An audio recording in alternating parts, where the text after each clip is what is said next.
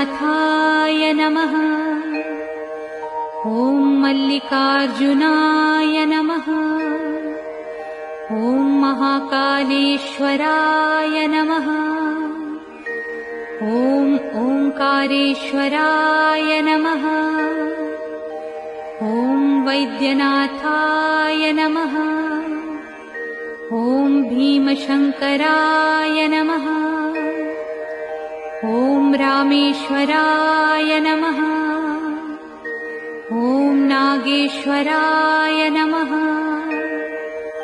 ॐ विश्वेश्वराय नमः। ॐ त्र्यंबकेश्वराय नमः। ॐ केदारेश्वराय नमः।